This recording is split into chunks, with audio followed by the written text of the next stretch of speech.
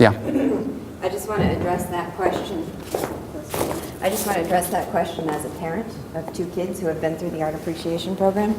I have taken the girls to New York several times, and we've gone to the Metropolitan Museum. And we did this with Joan of Arc, which they had not studied with Mr. Travers. And it was through the process of analyzing it with them that I came to my first appreciation of it. We did a similar process with the famous painting of Socrates by Jacques-Louis David, which is now one of my girls' favorite paintings, and again, never had been addressed in art appreciation, but we plopped ourselves down in front of that at the Metropolitan. We actually got in trouble for sitting on the ground. They shouldn't. There should be sofas in front of paintings. And we sat there for 20 minutes analyzing this painting, and not only did we go through this process, and they really led the whole process and guided me through it, we since then have taken several of my friends on this tour, and the girls will conduct the process and teach my adult friends how to look at a work of art.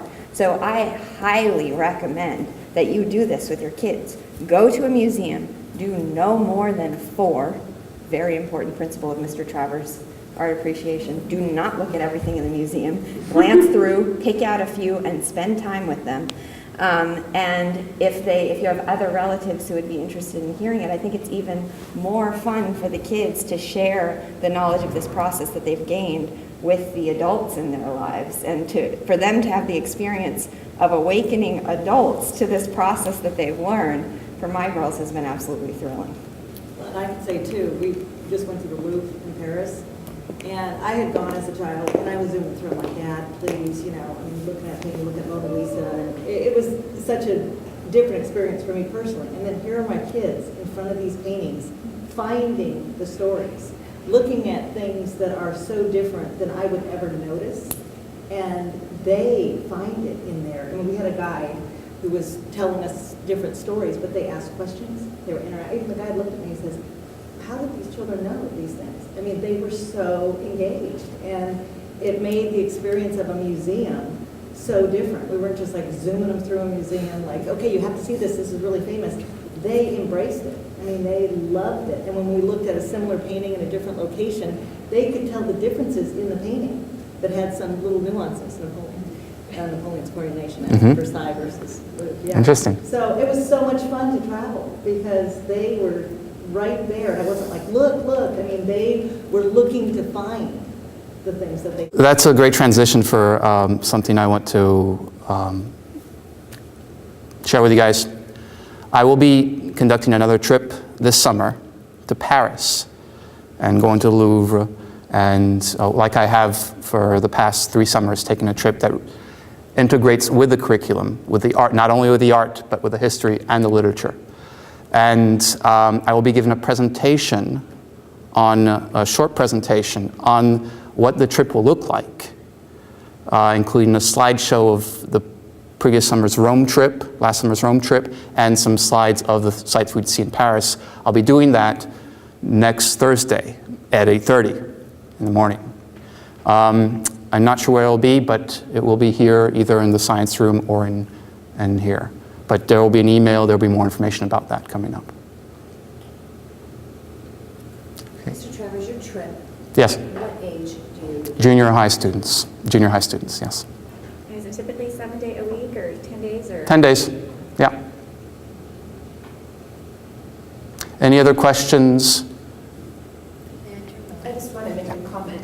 We're a new family this year, and I was laughing because we signed up and everything was going to be European art and history, and the first painting my son comes home and tells me that is that baseball painting. Yeah. I couldn't figure out, that doesn't fit with the curriculum. It doesn't make sense. It's not European, it's baseball players. And he told me about his painting, and as a new kid in a new class, it was just such a gift to him. So I just want to thank him about that. So.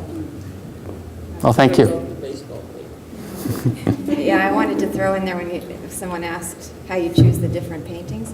For the young kids, infinite resources, Norman Rockwell. Yeah. Oh, just so thematic and simple, relatable themes for the kids. So. Yeah, and I asked him, was it a Norman Rockwell? And he didn't know, but then so that wasn't really important who the artist was. So, coming from an art background, I'm like, how can you not know who the artist is? Well, response when that's similar to if my kids introduce someone to Mr. Travers' art appreciation at a museum. The first thing they do is go and block the plaque. You're not allowed to read the plaque. You have to do the analysis. I didn't know first. that. Good for them. Young children respond to sculptures. I mean, not the picture of the sculpture, but just in general talking about that and all that. In the same way that they do Yeah, with the painting. So do children respond to sculptures in the same way as paintings? Yes, because they're showing human beings, and that's the focus. Now, maybe perhaps the colors are more attractive to the younger kids, but I haven't really noticed much of a difference. Once they learn to go through that process. One of the suggestions I made to Mr. Travers today was to do the David, because the David, everyone knows the David. Everyone's seen the David, everyone's seen it a million times. But I bet very few of you have really seen the David. I know I hadn't until I heard Mr. Travers go through this process. So it's amazing what the process opens up to you, even with an image that's so iconic and familiar like the David.